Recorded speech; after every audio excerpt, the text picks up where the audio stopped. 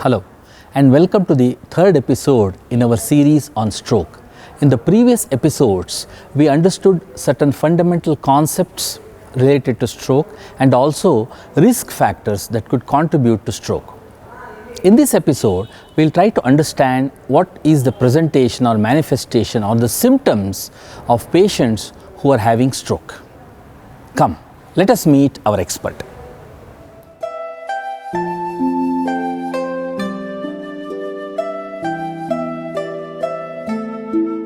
Now, as I told, the stroke symptoms will happen suddenly.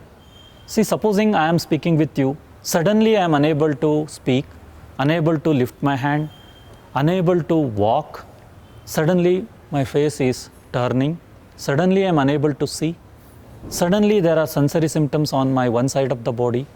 All these symptoms should make aware myself that I may be having a stroke.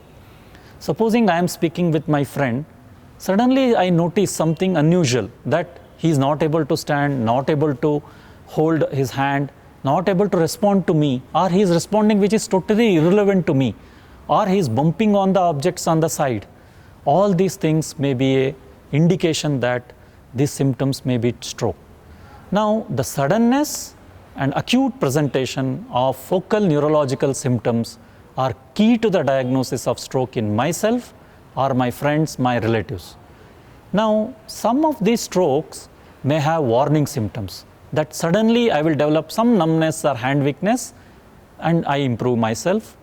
Suddenly I will have blurring of vision in my eye, which will improve. These are all called as warning symptoms or TIA. If you ask patients, about 100 patients of stroke, around 15 to 20% of them will have stroke. So the importance of identifying these warning symptoms is we can prevent the fully developed stroke in a patient if we can treat these patients early.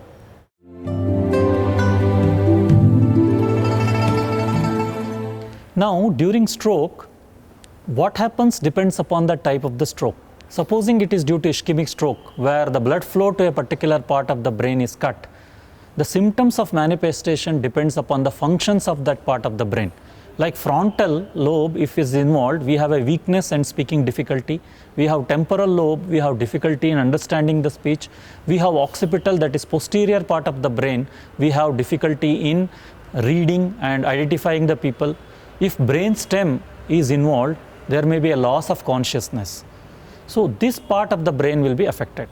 Supposing some hemorrhage occurs, again the function is lost, and because of the blood in the brain and increased pressure affect also, like headache, seizures, and features of drowsiness may develop.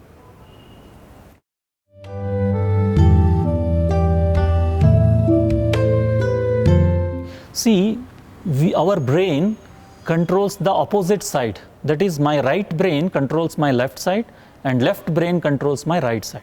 So whenever there is a stroke which happens on one side, the opposite side of the body, whether it is a motor function like in the hand and leg, may become weak. It may become, I am unable to move and I may lie down on the floor, I may fall. So there will be a loss of function on the opposite side.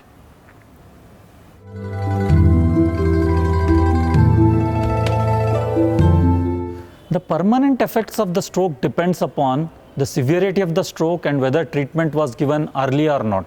So what all the deficits are there in a patient when the stroke occurred, like weakness, speaking difficulty, understanding difficulty, and visual impairment, may persist in around 30 to 50% of the stroke patients, and they may become permanent maybe after 3 months, 6 months, and 2 years.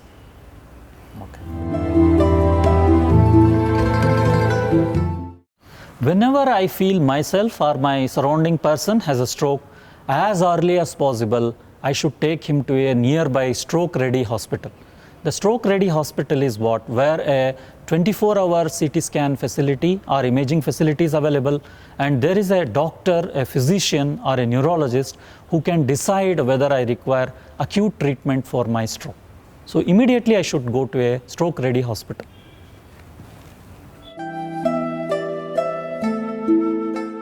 Yes, To make aware of the general public about identification of a stroke, a mnemonic called as FAST, F-A-S-T, has been introduced.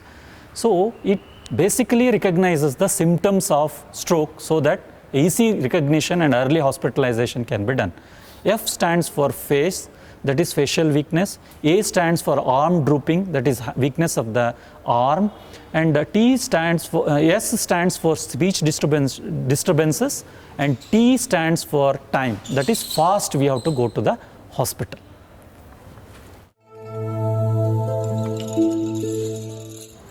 See, as I told, majority of the strokes are due to ischemic stroke, where there is a blockage of the blood vessel.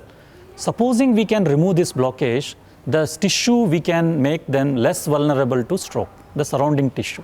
So whenever we can take the patient as early as possible, say 4.5 hours to 6 hours, this is considered to be the golden hours. That doesn't mean that we have to wait until 4.5 hours or 6 hours.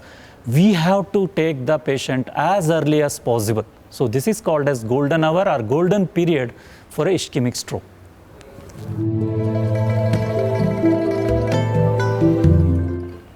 See, somebody has a stroke, that means he has a risk factors. So there is a high propensity of development of a second stroke. If these risk factors are not treated, there is a very high chance that this patient may have a second stroke, which may vary from 7 to 50% depending upon the risk factors. So it is advisable to consult doctor as early as possible to prevent this stroke. This is called as secondary prevention of stroke. This concludes the third episode in our series on stroke. In this episode, we learnt about manifestation, presentation and common symptoms in stroke patients. We also tried to understand what one should do when a person is having stroke. We will be back with more information about stroke in our next episode. Namaste.